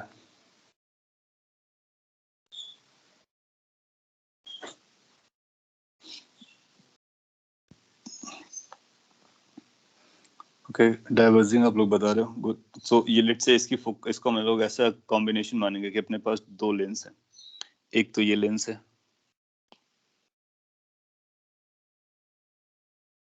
इसकी फोकल लेंथ कैलकुलेट करते हैं। तो जब हम इसके बारे में बात कर रहे होंगे और लेट से ऑब्जेक्ट हम लोग यहाँ पे रखते हैं तो हमारा साइन कन्वेंशन प्लस माइनस ये चलेगा, और ये फर्स्ट सरफेस होगा, ये सेकंड सरफेस होगा। रिफ्रैक्टिव इंडेक्स μ1 दिया गया है, इसकी फोकल लेंथ 1/f1 है। How much that is going to be outside air को मान के चलेंगे, μ1 - 1 1/r1 - 1/r2। ये अपने को लगाना पड़ेगा। When you're going to apply this, you are going to get like 3/2, μ1 3/2 दिया गया था, -1 1/r1। r1 की वैल्यू आपको फर्स्ट पे लगेगा तो -30 आएगा, R2 की वैल्यू ये भी नेगेटिव में -20 आएगा. So this is going to be like 1/2 into this number. When you handle this number, you will get a number ultimately. So this turn up as 1/60 और इससे मिल गई 1/120 आ जाएगा. तो 1/f1 की वैल्यू 1/120 आ रहा है और ये पॉजिटिव आ रहा है. इसका मतलब ये हमारे लिए कन्वर्जिंग है. फिर हमारे पास एक और है और ये डाइवर्जिंग हम जानते हैं.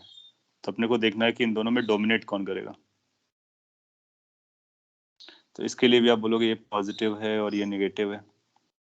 साइन कन्वेंशन, ये फर्स्ट सरफेस होगा, ये सेकंड सरफेस होगा. इसकी फोकल लेंथ चाहिए तो फर्स्ट की हमने अलग से निकाली, सेकंड की हम लोग सेपरेटली निकालेंगे, थर्ड होगा उसकी भी निकालेंगे, सबको ऐड अप करेंगे.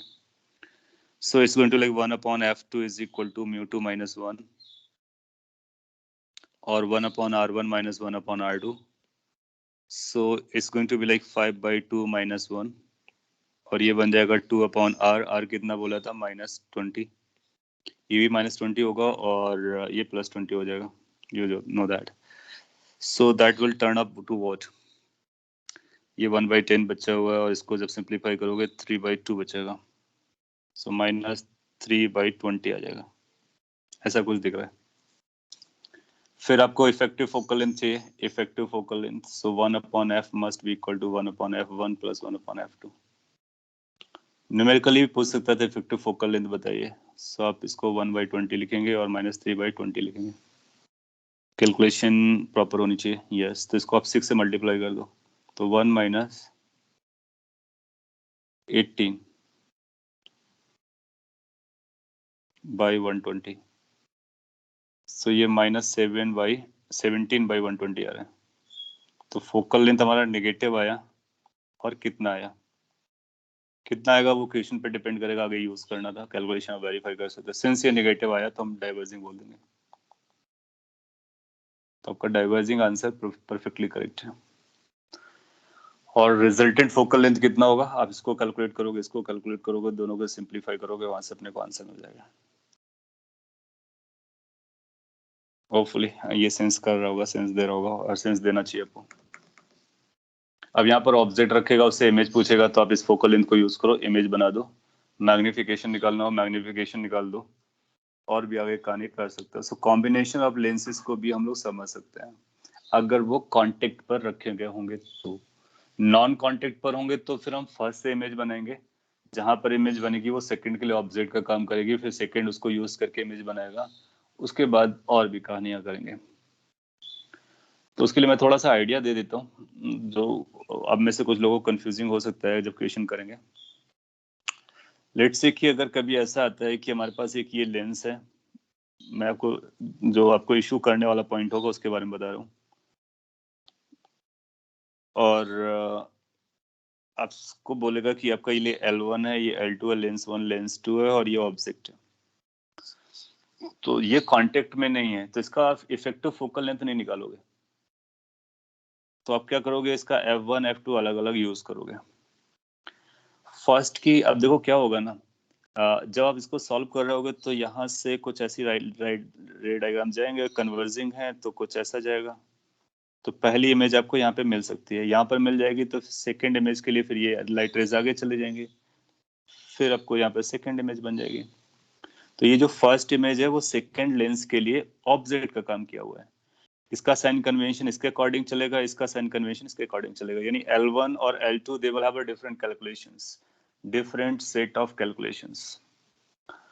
और जब आप इसको सॉल्व करोगे ये आपको दिया जाएगा, ये आप कैलकुलेट कर लोगे, ये टोटल गिवन होगा तो फिर ये पता चल जाएगा, फिर इससे लेंस लॉस से ये पता चल जाएगा तो सॉल्व हो जाएगा. नो, आपको कंफ्यूजन कहाँ पर आएगा, सपोज कर लीजिए ऐसा होता है कि इसकी जो लेंथ दी गई है उससे ज्यादा दूर पर इमेज बनती है. पहला इमेज आपको यहाँ पे बनना स्टार्ट हो गया I1, तो फिर आपको हो सकता है कि साइन कन्वेंशन को लेकर थोड़ा सा टफ जाए, तो उस पॉइंट को मैं हाईलाइट करके यहाँ पे लिखता. तो आप देखोगे कि आपको कुछ ऐसा, अगर रेड डायग्राम बनाओ ये तो ऐसा हो सकता है कि ये लाइट रे यहाँ पर होगी और ये यहाँ पर पहली इमेज यहाँ पे बनाना चाहिए.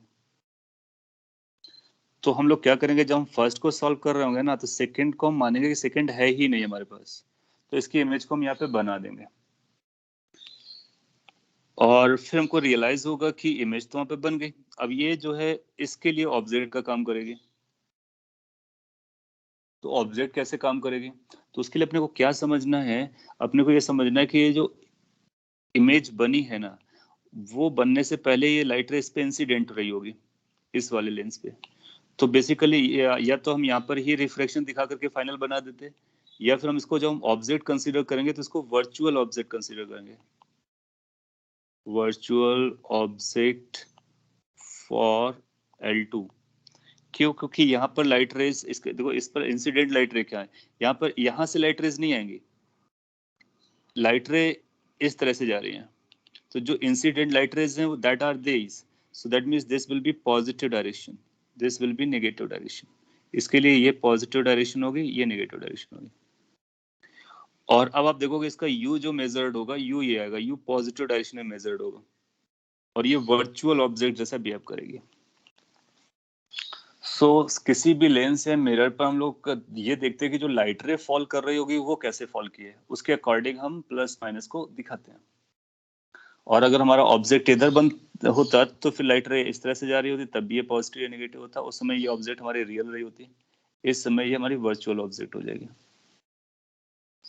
और फिर इसके बाद अब इसका वैल्यू निकालेंगे कि कहाँ पर बन रही है इमेज VL2 से, और वो सॉल्व हो जाएगा। और ऐसा कब आएगा, जब इनके बीच का सेपरेशन और फर्स्ट इमेज का सेपरेशन में ऐसा डिफरेंस होगा कि फर्स्ट इमेज ज्यादा दूरी पर बन रही होगी और मिरर्स या लेंसेज पास पास रखे होंगे।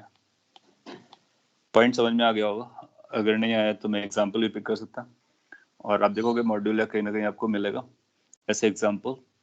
सो दोनों केस मैंने बताया, बीच में बन रहा है तो क्या करना है, आगे बन रहा है तो अगर आगे इसके आगे भी कोई लेंस होता है, लेट से यहाँ पे लेंस होता है, तो आप पहले इससे इमेज बनाओगे, वो जो इमेज बनेगी वो इसके लिए ऑब्जेक्ट का काम करेगी, फिर और भी लेंस होगा तो उसके बाद इसी स्टोरी को हम कंटिन्यू रखेंगे। और कब तक कंटिन्यू रखते हैं, जब हम एक तरफ से जाते हैं सारे लेंसेज को क्रॉस कर जाते हैं, क्योंकि लेंसेज को क्रॉस करना होता है। फिर हम वापस नहीं आते हैं, मतलब उन इमेजेस के फिर से ऑब्जेक्ट नहीं बनाते हैं, उनको ऑब्जेक्ट बनाकर फिर से नहीं सॉल्व करते हैं। वन टाइम रिफ्रैक्शन अपने को देखना है तो वन वे पे जाकर के। हाँ, अगर बाद में चल करके सपोज के लिए कहीं मिरर मिल जाए तो हमको यहाँ से यहाँ तक तो जाना ही पड़ेगा, फिर रिटर्न में भी आना पड़ेगा। जब हम रिटर्न में आएंगे तो फिर इससे L2 से फिर से मिलेंगे, L1 से फिर से मिलेंगे, फिर फाइनली बनाएंगे। आपको समझ में आ रहा है मैं क्या बोल रहा हूँ? सो अगर रिफ्रैक्शन होना है तो एक बार गो थ्रू करना है, आपको ये देखना होता है लाइट रे हमारी फाइनली कहाँ सेटल होगी, तो यहाँ से जाने के बाद फाइनली सेटल हो जाएगी। लेकिन अगर मिरर मिल गया तो यहाँ से आने के बाद सभी से फिर से वापस जाएगी और फिर फाइनली सेटल होगी। तो इन लेंसेज से दो बार इमेज का फॉर्मेशन बनेगा। हमने बोला वर्चुअल का एक बार फिर से बताओ। हाँ बोलो सर।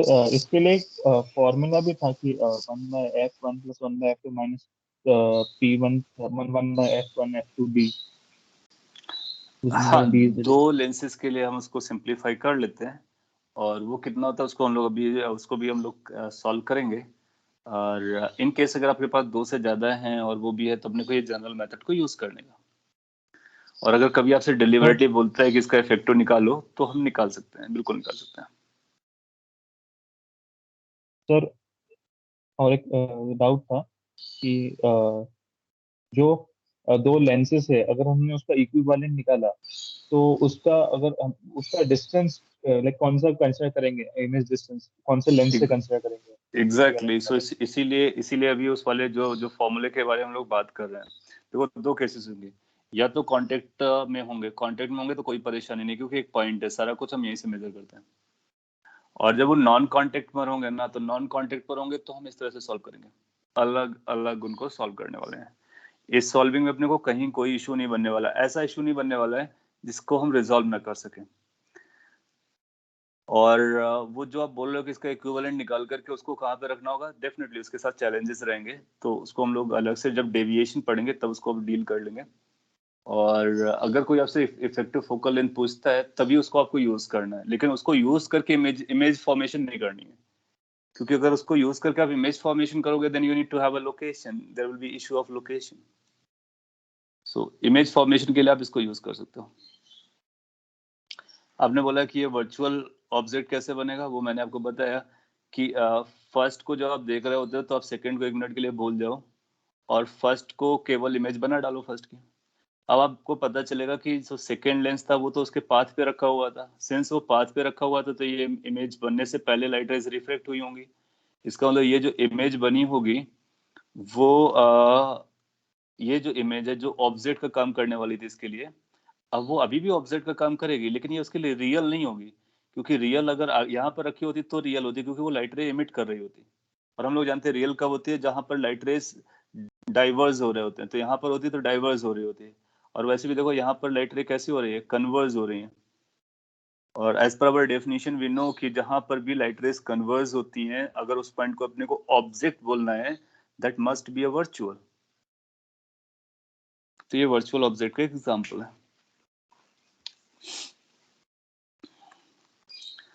ओके अगर आपको यहाँ तक समझता है तो हम लोग थोड़ा सा और आगे बढ़ते हैं। और एक और पॉइंट होता है, उस पर भी क्वेश्चन बना के देगा, silvering of a lens. Minor सा पॉइंट है, वो हम लोग लर्न कर लेंगे और एग्जाम में अगर उसको यूज कर सकते हैं। Silvering of a lens, let's say आपके पास लेंस या कॉम्बिनेशन ऑफ लेंसेज है, उसको आपने सिल्वर कर दिया। सिल्वर करने का मतलब हुआ कि आपने उसको रिफ्लेक्टिंग सरफेस बना दिया है। सर यस सर वो वर्चुअल का एग्जांपल लो ना। वर्चुअल का एग्जांपल, ये एग्जांपल है ना वर्चुअल का। सर मतलब अभी I1 से वो नीचे कितना जाएगा, कैसा जाएगा? I1 से अभी I1 को हमने वर्चुअल लिया तो उसको क्या करना है आगे? आगे क्या करना है, देखो मैं बताता हूँ, इसको थोड़ा सा और हाईलाइट कर देता हूँ अगर आपको कंसर्न जाना है। मैं L2 पे फोकस कर देता हूँ और L1 इससे पहले फोकस हो गया। अब देखो L2 पे क्या होगा, L2 पर आपको एक ऑब्जेक्ट नजर आएगी, यहाँ पर डैश मान लो या 2 वाली ऑब्जेक्ट मान लो, ये बेसिकली I1 है। लेकिन ये जो ऑब्जेक्ट है इसके लिए रे डायग्राम क्या है, इसका रे डायग्राम ये था।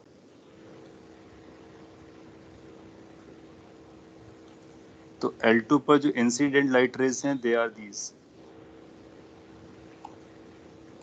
एंड देन यू से कि इनको हम आगे प्रोड्यूस करते हैं तो ये बन रहा है, ये ऑब्जेक्ट हमारा। अगर सर ये बस ऑब्जेक्ट हाँ को पॉजिटिव लेना है क्या, बाकी सारा सेम? बाकी अगर आपको रे डायग्राम बनाना है तो यहाँ पर अभी नॉर्मल ड्रॉ करके रिफ्रैक्शन देखना है। और अगर आपको रे डायग्राम नहीं बनाना, सॉल्विंग करनी है, तो आपके लिए ये पॉजिटिव डायरेक्शन हो गई, ये नेगेटिव डायरेक्शन हो गई। और ये हाँ सर। वैल्यू आपको पता होगी तो ये U पॉजिटिव लिखा जाएगा और F जैसा है वैसा लिखा जाएगा। फिर फॉर्मूला से V जो भी आएगा वो डिसाइड करेगा कि इसके रिस्पेक्ट में इधर बनना है या फिर इधर बनना है। हाँ सर। सिल्वरिंग ऑफ लेंस, एक लेंस अगर आपके पास है आप सिल्वर कर देते हैं तो उसके साथ क्या चेंजेस होते हैं वो समझते हैं। लेट्स से कि ये लेंस था, कोई भी लेंस हो सकता है, और आपने क्या किया, इसके इस वाले पोर्शन को सिल्वर्ड कर दिया। अब अगर आप इस पे कोई लाइट रे को डालोगे, रे डायग्राम को बनाना चाहोगे, लाइट रे मान लीजिए इनफाइनाइट से आ रही थी या जो भी है, तो पहले वाले केस में तो ये कन्वर्स करेगी, सेकंड के बाद फिर ये रिफ्लेक्ट करेगी, रिफ्लेक्ट करने के बाद फिर से इधर कहीं जाएगी। अब ये नेक्स्ट मीडियम पे नहीं जा सकता, क्यों? क्योंकि ये सिल्वर्ड सेगमेंट है और पोर्शन है, तो नेक्स्ट मीडियम पे नहीं जाएगा। तो इसका पाथ कुछ ऐसा रहेगा, यहाँ पे गया, फिर रिफ्रैक्शन हुआ, फिर रिफ्लेक्शन हुआ, फिर रिफ्रैक्शन हुआ। तो अपने को कैसे सॉल्व करना है, अगर आप बेसिक से जाना चाहते हो तो पहला point refraction through a curve surface, दूसरा point reflection through a curve surface या mirror, third point refraction through a curve surface. तो एक रिफ्रैक्शन, दूसरा रिफ्लेक्शन, फिर रिफ्रैक्शन, ये पढ़ना अपने को, और फिर जहां पर भी बनेगा वो हमारा फाइनल इमेज बन जाएगी। तो ये सब कर सकते हैं। ऐसा करने में कई बार कॉम्प्लिकेशन फील करता है, तो हम एक एक ना करके क्या कर सकते हैं, इसको फॉर्मुलेशन बना लेते हैं, फॉर्मूला बना लेते हैं, ड्राइव कर लेते हैं फॉर्मूला। क्या बता सकते हैं अल्टीमेटली कैसा बिहेव करेगा अगर इसको कंबाइंडली रीड किया जाए? तो क्या एक लेंस जैसा बिहेव करेगा, या फिर एक मिरर जैसा बिहेव करेगा, या दोनों जैसा बिहेव कर सकता है, या फिर कोई नई स्टोरी बन रही होगी? तो इसको अगर इफेक्टिवली ट्रीट करना हो और उसकी इफेक्टिव फोकल लेंथ निकालनी हो तो हमको इसको कैसे ट्रीट करना चाहिए। तो आपको ये देखना होता है कि मिरर और लेंस में फर्क क्या है। अगर लाइट रे हमारी वापस उसी मीडियम पर लौट के आ रही जहां से हमने लेके गए थे तो ये मिरर है, और अगर ये किसी और मीडियम में भी जा रहा है इसका मतलब रिफ्रैक्शन हो रहा है, इसका मतलब है ये लेंस है। आपने राइटली आइडेंटिफाई किया, ये हमारे लिए एक मिरर है। तो इसका अगर फोकल लेंथ हम निकालेंगे तो ये फोकल लेंथ ऑफ मिरर बन करके आएगा। और अगर इसका इफेक्टिव फोकल लेंथ अपने को पता चल गया तो हम एक फॉर्मूला लगा सकते हैं 1/v plus 1/u is equal to 1/fm, mirror formula. So solving, जैसे यहाँ पर ऑब्जेक्ट रखा हो, बोलेगा बताइए कितना इमेज बनेगा, कहाँ पर बनेगा, मैग्निफिकेशन क्या होगा, तो सारा कुछ इस बात पर डिपेंड करेगा कि इसकी इफेक्टिव फोकल लेंथ हम निकालेंगे और वो इफेक्टिव फोकल लेंथ मिरर जैसा काम करेगी तो मिरर का फॉर्मूला लगाएंगे और अपने आंसर्स बता देंगे। नो, अगर ये मिरर जैसे बिहेव कर रहा है तो इसकी इफेक्टिव फोकल लेंथ चाहिए अपने को, पता करते हैं ना। जब इसकी इफेक्टिव फोकल लेंथ कैलकुलेट कर रहे होंगे तो ये दिखेगा कैसे, इसको दो पार्ट में डिवाइड कर सकते हैं। This could be considered a combination of mirror and a lens. So this is a lens plus there is a mirror. और ये जो सिल्वर सरफेस इस पे ऊपर लेकर के आओगे तो ये स्टोरी बन जाएगी। तो ये एक लेंस भी होगा और एक मिरर भी होगा। लेट्स से लेंस की फोकल लेंथ FL है, मिरर की फोकल लेंथ FM है, और ये कांटेक्ट पे भी रखा हुआ है। तो जब कभी कांटेक्ट पे रखे होते हैं तो फिर हम वही रूल लगा देते हैं कि भाई सभी फोकल लेंथ को ऐड कर देने का। अच्छा, लाइट रेज जो आएगी पहले इससे लेंस से जाएगी, फिर इससे मिलने के बाद मिरर से रिफ्लेक्ट होगी, रिफ्लेक्ट होने के बाद फिर से लेंस से जाएगी, तो लेंस से दो बार जाएगी। तो इस लाइक कि दो लेंसेस कांटेक्ट पर है एंड एक मिरर है। तो फोकल लेंथ निकालने के लिए हम लोग क्या बोलते हैं कि 1/, effective focal length is going to be 2 times, ये किससे जा रहा है, लेंस से। एक बार इधर गया, दूसरा बार इधर आया, और एक बार मिरर से आ रहा है। अच्छा, मिरर से डेफिनेटली, मिरर का फोकल लेंथ अगर ऐसा है तो डेफिनेटली उसका फोकल लेंथ नेगेटिव रहा होगा, तो एक माइनस साइन हम यहाँ पे लगा लेते हैं फॉर्मूला बनाने के लिए। और जो इफेक्टिव बन रहा है उसके लिए भी इधर ही लौट करके आ रहा है, इसका मतलब ये भी नेगेटिव रहा होगा। तो हम इसको इस तरह से याद रख लेते हैं। सो ये हमारे लिए एक काइंड ऑफ फॉर्मूला है। अब इसको एज ए फॉर्मूला भी याद रखोगे तो चलेगा। तो जब कभी आपसे सिल्वरिंग ऑफ लेंस पूछा जाए तो आप सिल्वरिंग ऑफ लेंस में एक इफेक्टिव फोकल लेंथ लगाओगे using this formula. What is that?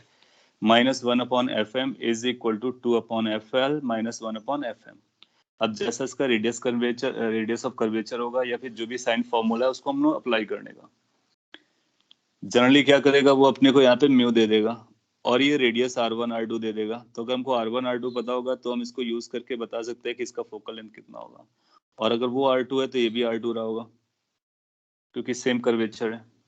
तो हम FM के लिए R/2 वाला फॉर्मूला लगा देंगे और सारी वैल्यूज को यहाँ पे रखेंगे, सिंप्लीफाई करेंगे, FM आएगा, FM को यहाँ पर यूज कर लेंगे, मिरर बन जाएगा, अपना सॉल्विंग हो जाएगा। आगे चल करके क्या करेगा, इसके आगे भी एक लेंस लगा देगा, उसके आगे भी एक लेंस लगा देगा, फिर लास्ट वाले को सिल्वर करेगा। तो अपने को क्या करना है, सभी लेंसेज का तो जो हम लोग जानते हैं वो करना ही करना है। तो लेंसेज का कॉम्बिनेशन का अलग से हम सॉल्व कर लेंगे, और वो 2 टाइम्स आता है तो 2 से मल्टीप्लाई करेंगे, इसको एड अप करेंगे, टोटल आंसर आ जाएगा। कॉपी कर लीजिए, एक आइडिया दिया हुआ है। और सिल्वरिंग ऑफ लेंस से हम अपनी इमेज बता सकते हैं।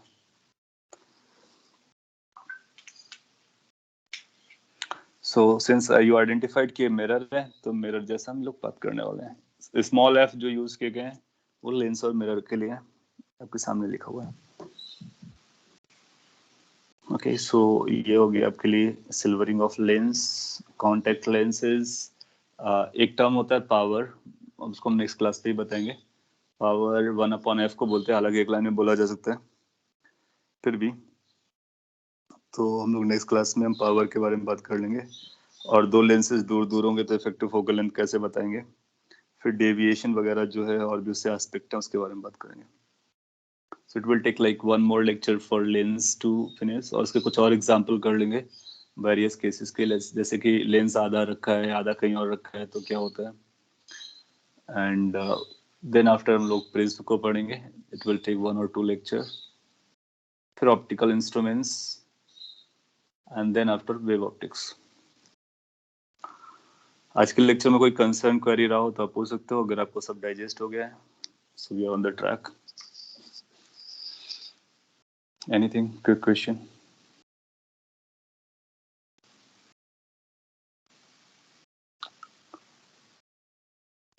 Okay, if you don't have anything to ask, so अपने पास से ये जो पीडीएफ है वो मैं भी आपको शेयर कर देता हूँ, और आप इससे केयरफुली अपने नोट्स को बनाएं और कुछ क्वेश्चंस की प्रैक्टिस करें, जो जो टॉपिक्स हम लोगों ने डिस्कस किए। एंड नेक्स्ट क्लास में जो डाउट रहे तो आप पूछ सकते हो। Okay, thank you then.